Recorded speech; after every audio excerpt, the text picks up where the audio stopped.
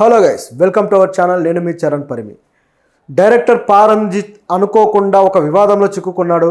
So ఈరోజు ఆయన cinema release అయింది. తంగలాన్ మంచి రెస్పాన్స్ అయితే తీసుకుంది. కానీ ఆయన మాత్రం తన ప్రమోషన్స్లో సినిమా సంబంధించిన ప్రమోషన్స్ చేస్తూ అనుకోకుండా కొన్ని వ్యాఖ్యలు చేశాడు. అంటే ఆయన అనుకునే చేశాడు కానీ అవి కాస్త వివాదాస్పదంగా మారాయి. సో అవి అట్లా వివాదం అవుతాయని ఆయన కూడా ఎక్స్పెక్ట్ చేసి ఉండడు. సో అందులో 2-3 రకాల అంశాలు ఉన్నాయన్నమాట. ఒకటి వచ్చేసి రిజర్వేషన్. గత కొద్ది రోజుల క్రితం సుప్రీంకోర్టు రిజర్వేషన్కి సంబంధించిన ఆ తీర్పును వెలువడించింది కదా. సో అంటే ఈ ఏదైతే ఎస్సీ రిజర్వేషన్ వర్గీకరణ ఉందో ఈ వర్గీకరణని చేసి తీరాలి. ఏబిసిడి వర్గీకరణ చేస్తే ఎస్సీలో కింది వర్గాలకు కూడా ఎవరైతే సరైన ఆర్థిక స్వావలంబన అలాగే సామాజికంగా సరైన స్థాయి అందుకోలేక రాజకీయంగా కూడా కునారిల్లిపోతున్నారో ఈ వర్గాలకి తగినంత రిజర్వేషన్ కరెక్ట్గా చేరాలి అంటే వాళ్ళకు పర్సంటేజ్ని బట్టి జనాభాని బట్టి ఇవ్వాల్సి ఉందని చెప్పేసి సుప్రీంకోర్టు కూడా తీర్పు చెప్పింది. సో ఆ తీర్పును బేస్ చేసుకొని మిగతా రాష్ట్రాలు కూడా రాష్ట్ర స్థాయిలో ప్రణాళికలు రచిస్తూ ఉన్నాయి. ఇది మనకు తెలిసిందే. అయితే ఈ తీర్పుకు సంబంధించి మరికొన్ని విషయాలు కూడా చర్చకు వచ్చాయన్నమాట, వివాదాస్పదమైన విషయాలు. ఆ విషయాల మీద పారంజిత్ ఇది సరైంది కాదు అని చెప్పేసి ఆ రిజర్వేషన్ వర్గీకరణకు సంబంధించి కాస్త వ్యతిరేకంగా మాట్లాడాడు. అది కాస్త వివాదాస్పదమైంది. సో ఆయన ఏమన్నాడంటే ఈ రిజర్వేషన్ వర్గీకరణ ఏదైతే ఉందో దీంట్లో ప్రభుత్వం ఆ కమిటీ 7 జడ్జిలు ధర్మాసనం ఉంది కదా, ఆ ధర్మాసనంలో కొంతమంది జడ్జిలు కొన్ని ప్రతిపాదనలు చేశారు. సో ఆ ప్రతిపాదనల్లో ఒక ప్రతిపాదన ఏంటంటే క్రీమీ లేయర్ని కూడా అప్లై చేయాలి అని. క్రీమీ లేయర్ ఏంటి, అలాగే ఈ మొత్తం ఈ సినారియో ఏంటి, వర్గీకరణ కావచ్చు, అలాగే ఏబిసిడి కేటగిరీ ఏంటి, ఇదంతా కూడా మనం ఆల్రెడీ గత వీడియోలో చర్చించుకున్నాం. కావాలంటే మీరు ఆ వీడియోలు చూడొచ్చు. అయితే ఇక్కడ ఇక డీటెయిల్స్లోకి వెళ్లకుండా ఈ క్రీమీ లేయర్ ఏంటనేది సింపుల్గా మనం చెప్పేసుకుందాం. క్రీమీ లేయర్ అంటే ఏమీ లేదు, ఆర్థికంగా అంటే ఒక వర్గాల్లో ఆర్థికంగా ఇంకా ఉన్నత స్థితిలోకి ఎవరైతే చేరుకుంటారో వాళ్ళని తప్పించి కింది వర్గాలు కాస్త బలహీనంగా ఉండే వర్గాలకు ఇవ్వడాన్నే క్రీమీ లేయర్ అంటారు. అంటే ఒకే వర్గంలో అయినా సరే. సో ఎస్సీల్లో ఎవరైతే ఆర్థికంగా బలపడి ఉన్నారో వాళ్ళని ఇక ఈ రిజర్వేషన్ కేటగిరీకి అప్లై చేయకుండా, వాళ్ళు దాంట్లో ఆ పరిధిలోకి రాకుండా ఎవరైతే బలహీనంగా ఉన్నారో వీళ్ళని మాత్రమే ఆ పరిధిలోకి తీసుకోవాలి. సో ఈ విధంగా అంటే తరాలుగా ఇంకా దీన్ని ఈ విధంగా మెయింటైన్ చేస్తూ వస్తే అన్ని వర్గాలకి అందడానికి అవకాశం ఉంటుంది. లేకపోతే డబ్బున్న వర్గాలే మళ్ళీ రిపీటెడ్గా వచ్చే అవకాశం ఉందని చెప్పేసి దీన్ని ఒక పద్ధతిగా తీసుకొచ్చారు. అయితే అంటే దీన్ని తేవాలి అని ప్రతిపాదన అయితే చేశారు.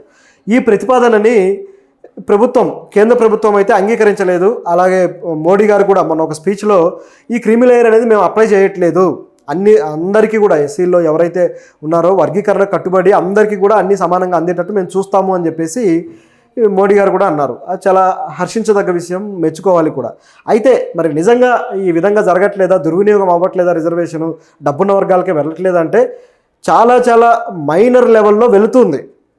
డబ్బున్న వర్గాల నుంచే మళ్ళీ వాళ్ళ పిల్లలకు కూడా, ఇప్పుడు ఐఏఎస్ ఐపీఎస్లో అయిన వాళ్ళ కుటుంబాల పిల్లలకు కూడా ఆ రిజర్వేషన్ వర్తింపజేస్తున్నారనమాట. సో అలా జరుగుతుంది. మరి వాళ్ళకి ఎందుకు అది అవసరమా అంటే కొన్నిసార్లు ఏమైపోతుందంటే ఈ రిజర్వేషన్ అనేది ఎంత ఉన్నత స్థితిలో ఉన్నవాడైనా సరే వాడు అనుభవించవచ్చు. కానీ ఒకవేళ అది లేకపోతే మళ్ళీ వాడు ఉన్నత స్థితికి వెళ్ళే అవకాశాలు కోల్పోయే పరిస్థితి కూడా ఉంది. అంటే కులాన్ని అడ్డం పెట్టుకుని వాడిని దూరం చేసే పరిస్థితి కూడా ఉందన్నమాట. ఎందుకంటే ఇది సామాజికంగా, అది ఆర్థికంగా ఏదో అమ్మానీలు చేయడానికి తెచ్చింది కాదు. సామాజికంగా కాస్త గౌరవము మర్యాద కలిగించే ఉపాధులు ఉద్యోగాల్లోకి వెళ్తారు, సామాజిక స్థాయి పెరుగుతుంది అని దాన్ని ఆలోచించి తెచ్చింది. కాబట్టి ఒకవేళ అది కానీ ఒక తరం అందుకోలేకపోతే ముందు తరానికి ఇచ్చాం కదా, తర్వాత తరానికి అవసరం లేదనుకుంటే ఆ తర్వాతి తరమే ఒక్కసారిగా కునారిల్లిపోయే పరిస్థితి కూడా రావచ్చు అనే భయం అయితే ఉంది. సో దీన్ని బేస్ చేసుకునే పారంజిత్ ఏమన్నాడంటే ఈ క్రీమీ లేయర్ అప్లై చేయకూడదు, సో ఇట్లా ఉన్నత వర్గాలకి ఇవ్వకుండా ఎగ్గొట్టడం అనేది కూడా సరైంది కాదు. ఎందుకంటే వాళ్ళు ఒకవేళ ఆర్థికంగా వాళ్ళు ఈరోజు బాగుండొచ్చు, వాళ్ళ పిల్లల తరానికి వచ్చేసరికి వాళ్ళకి అది అందుకోలేకపోతే, వాళ్ళకి అక్కర్లేదు అనుకుంటే వాళ్ళు సామాజికంగా వివక్షకు గురైతే అప్పుడు ఎవరో చదువుకుంటారు అనే ప్రశ్న అయితే ఇక్కడ వచ్చిందనమాట. సో పారంజిత్ ఆ విధంగా క్రీమీ లేయర్ని వ్యతిరేకించాడు. అది ఆ వ్యతిరేకత కూడా అన్ని వర్గాలు దీన్ని వ్యతిరేకించట్లేదు, కొందరు వ్యతిరేకిస్తున్నారు, కొందరేమో ఉంటే బాగుంటుంది అంటున్నారు. సో దీంట్లో రకరకాల భిన్నాభిప్రాయాలు ఉన్నాయి. ఏది మంచి అనేది ప్రాక్టికల్గా అప్లై అవుతాయి కానీ తెలీదు. ఎందుకంటే దీన్ని పూర్తి స్థాయిలో వ్యతిరేకించాల్సిన పని లేదు. ఎందుకంటే దళితుల్లో కూడా కాస్త డబ్బున్న వర్గాలు డబ్బులు లేని వర్గాలని కాస్త తక్కువగా చూడడం అనేది చాలా చోట్ల కనపడుతూ వస్తుంది. సో దీన్ని కూడా ఖండించాల్సిన పరిస్థితి ఉంది. ఇక రాజకీయాల్లో అయితే క్రీమీ లేయర్ అప్లై చేస్తే రాజకీయంగా ఏవైతే ఎంపీ పదవులు లేకపోతే ఎమ్మెల్యే సీట్లు ఉన్నాయో ఇవి కేవలం రిజర్వేషన్ ఉన్న కేటగిరీలోనే రిజర్వ్డ్ పీపుల్కి ఇస్తున్నారు. లేదు మేము జనరల్గా కూడా పోటీ చేస్తామని ముందుకు వస్తే వాళ్ళకి ఆ సీట్లు దక్కట్లేదు. సో ఇలాంటి పొజిషన్లో మీరు సవాల్ చేయొచ్చు కదా, రిజర్వేషన్ వదులుకోవచ్చు కదా అని చాలామంది మాట్లాడుతూ కూడా ఉంటారు. మీకు అంత టాలెంట్ ఉంటే వదిలేయచ్చు కదా అని. వదిలేయడానికి రెడీగానే ఉన్నారు చాలామంది, కానీ వదిలేసినా సరే హక్కును సమానంగా పంచడానికి మీరు రెడీగా ఉన్నారా అనే ప్రశ్న అయితే ఈ రాజకీయ వ్యవస్థలో, ఈ సోషల్ వ్యవస్థలో బయలుదేరింది. సో దానివల్ల ఇప్పుడు ఎప్పుడైతే క్రిమిలేయర్ అప్లై చేసి బాగా డబ్బున్న వ్యక్తికి ఈ రాజకీయాల్లో అది కానీ కట్ చేస్తే రిజర్వేషన్ అనేది, ఇక ఆ వ్యక్తి డబ్బు ఉంది కదా అని చెప్పి పోయి జనరల్ సీట్లో పోటీ చేస్తానని టికెట్ అడిగితే ఆ ప్రభుత్వాలు ఇస్తాయా, ఆ పార్టీలు అధిష్టానాలు ఓకే ఇతనికి ఇద్దామని చెప్పి ఇస్తాయా అనే ప్రశ్న అయితే ఉంది. అంటే ఎంత డబ్బున్నా సరే ఒక దళితుడిని, ఇంకా ఒక దళిత్ కేటగిరీ కాన్స్టిట్యున్సీలో మాత్రమే పోటీ చేయి, నువ్వు అక్కడ మాత్రమే పరిమితం, సామాన్య ఒక జనరల్ దాంట్లోకి మాత్రం నిన్ను ఎలో చేయమనే పరిస్థితి అయితే ఇప్పటికీ ఉంది. కాబట్టి డబ్బు మెయిన్ క్రైటీరియా కాకుండా పోయిందనమాట ఇక్కడ. సో ఇలాంటి సమస్యలు చాలానే ఉన్నాయి, ఇక చర్చిస్తే చాలా ఉంటుంది. ఇదొక పద్ధతి అయితే, మరొక విషయంలో కూడా ఇలాంటి విమర్శ ఒకటి వచ్చింది పారంజిత్ మీద. అదేంటంటే టీ గ్లాసులు, ప్లాస్టిక్ గ్లాసులు, ఈ మధ్య డిస్పోజబుల్ గ్లాసులు బాగా గత 15 ఏళ్ళు 20 ఏళ్ళుగా కూడా అవి బాగా ట్రెండింగ్లోకి వచ్చాయి. ఈ గాజు గ్లాసుల్లో లేకపోతే స్టీల్ గ్లాసుల్లో పాత తరంలో ఆ టీ కాఫీలు తాగుతూ ఉండేవాళ్ళు కదా, ఇప్పుడు అది తగ్గిపోయింది. అయితే ఇతను మాట్లాడింది టీ షాపుల్లో తాగే గ్లాసుల గురించి కాదు, ఇళ్లల్లో కూడా డిస్పోజబుల్ గ్లాసుల్లో కొన్నిసార్లు ఆ టీలు పోసిస్తుంటారు అనమాట గెస్ట్ వచ్చినప్పుడు. సో దాని విషయాన్ని పాయింట్అవుట్ చేస్తూ టీ గ్లాసులు ఈ విధంగా డిస్పోజబుల్ గ్లాసులు ఇవ్వడం కూడా అంటరానితనమే, దీన్ని మనం ఖండించాలి అని చెప్పేసి పారంజిత్ అన్నాడు. సో ఒక్కసారిగా దుమారం రేగిపోయింది. ఎవరైనా డిస్పోజబుల్ గ్లాసులు ఎందుకు వాడతారు? సో జనాభా ఎక్కువ ఉన్నప్పుడో, లేకపోతే కొద్దిగా సేఫ్టీ కోసమో, లేకపోతే ఎందుకంటే కొన్నిసార్లు అంటువ్యాధులు కూడా వచ్చే అవకాశం ఉంటుంది కాబట్టి, అంటే ఒకరు వాడిన గ్లాసును ఎంత కడిగి ఉపయోగించినా కొన్నిసార్లు ఆ నీట్నెస్ అనేది ప్రయారిటీ ఉంటుంది కాబట్టి దీన్ని వాడుతుంటారు అని చెప్పేసి సోషల్ మీడియాలో ఇంకా లేని కులాన్ని, ఇంకా లేని అంటరానితనాన్ని మీరు కావాలని చెప్పి ప్రొజెక్ట్ చేస్తున్నారు, ఎక్కడ ఉన్న అంటరానితనం అని చెప్పేసి సోషల్ మీడియాలో కూడా పోస్టులు పెట్టడం మొదలెట్టారు. అంటే ఈయన మాట్లాడిన దాని కాంటెక్స్ట్ వేరు. ఇంటికి వచ్చిన గెస్ట్కి డిస్పోజబుల్ గ్లాసులో ఇవ్వాల్సిన అవసరం ఏమొస్తుంది అనేది ఒక ప్రశ్న. నిజానికి ఇంట్లో గ్లాసులు ఉంటాయి, ఇవ్వచ్చు, కానీ ఇవ్వరు. ఇప్పుడు మా ఊర్లో ఒక ఫ్రెండ్ పాన్ షాప్ దగ్గర నిలబడితే అక్కడ తాగే ఒక bottle, water bottle, plastic bottle, అది కూడా. సో ఆ ప్లాస్టిక్ బాటిల్లో ఒక గిరిజనుడు, సో ఒక బంజారా వ్యక్తి, ఆయన వచ్చి ఆ వాటర్ బాటిల్, ఆ ప్లాస్టిక్ బాటిల్లో తాగితే ఆ షాపు ఓనరే క్వశ్చన్ చేశాడనమాట, మీకోసం వేరే బాటిల్ ఉంది, నువ్వు అది తాగొచ్చు కదా, దీంట్లో ఎందుకు తీసుకున్నావని. దీంట్లో తాగితే తప్పే ఉంది, ప్లాస్టిక్ బాటిలే కదా అన్నాడు. స్టీల్ది గత రోజుల్లో ఉండేది, ఇప్పుడు ప్లాస్టిక్ దాని మీద కూడా ఈ క్వశ్చన్ వచ్చింది. అంటే అతను ఇక లేదు, ఇది మా కోసం పెట్టుకుంది అన్నాడు. సో ఒకసారిగా ఆయనకు మైండ్ బ్లాక్ అయిపోయింది. నీ బాటిల్ వద్దు, నీ వాటర్ వద్దు, నాకు వేరే బాటిల్ కొత్తది ఇవ్వని చెప్పేసి ఆయన డబ్బులు ఇచ్చి బాటిల్ కొనుక్కున్నాడు, కిన్నే వాటర్ బాటిల్. అలా తాగాడు. సో ఇదంతా మా ఫ్రెండ్ దగ్గర ఉండి చూశాడు, ఏంటి వీళ్ళ పరిస్థితి ఉందని చెప్పేసి వాళ్ళు ఒక ఐ కాంటాక్ట్లో ఈ విషయాన్ని అంతా తర్జుమా చేసుకొని ఒక డిసప్పాయింట్మెంట్లో బయటకు వచ్చారు. ఇది ఈ మధ్య కాలంలో జరిగిన సంఘటనే. ఇటువంటివి అనేకం ఉన్నాయి. ఒక పాన్ డబ్బాలో, అంటే బయట పెట్టుకున్న చిన్న పాన్ డబ్బాలోనే ఇంత జరిగితే, లక్షలు కట్టుకున్న ఒక ఇంట్లో ఆ ఇంటికి వెళ్ళిన అతిథులకు ఎలాంటి ట్రీట్మెంట్ ఉంటుంది? నిజం మాట్లాడుకుంటే కొన్నిసార్లు ఈ ఎలక్షన్స్ సంబంధించిన క్యాంపెయినింగ్లో కూడా, ముఖ్యంగా మనం ఉత్తర భారతదేశంలో బాగా చూస్తూ ఉంటాం. ఉత్తర భారతదేశంలో ఉన్న కొంతమంది లీడర్స్ కూడా మేము దళితుల ఇంటికి వెళ్ళి భోజనం చేస్తామని చెప్పేసి ప్రెస్ మీట్లు పెట్టి రావడం జరుగుతుంటుంది. దళితుడి ఇంటికి వచ్చి భోజనం చేయడం అనేది ఒక ప్రెస్ మీట్లో చెప్పాల్సినంత పెద్ద ఇష్యూనా? అదే నీ కులానికి సంబంధించిన వాడో, లేకపోతే వేరే నీ స్థాయికి సంబంధించిన కులానికి సంబంధించిన వాడో వాడి ఇంటికి వెళ్ళాలంటే చెప్తావు అదేవిధంగా, నేను పలానా కులం వాళ్ళ ఇంటికి వెళ్తున్నాను అని.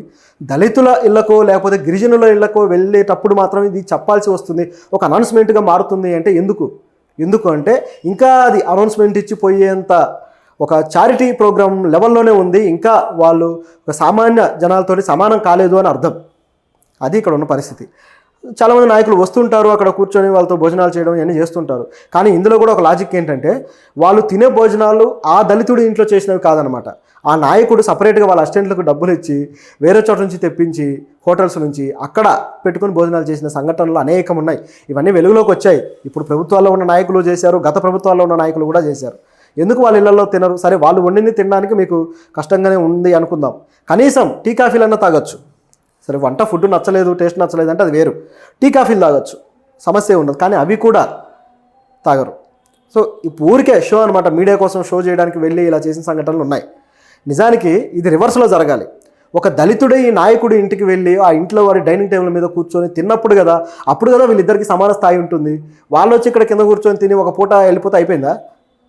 నిజానికి నువ్వు మా ఇంటికి రాని ఆహ్వానించే స్థాయి వచ్చినప్పుడు సమాన స్థాయి ఉంటుంది. అంటే ఒక నాయకుడనే కాదు, ఆ నాయకుడి దగ్గర ఉన్న కార్యకర్త అయినా సరే ఆర్థిక తారతమ్యాలు ఎప్పుడూ ఉంటూనే ఉంటాయి, ఆ గ్యాప్ అనేది చూపిస్తూనే ఉంటారు.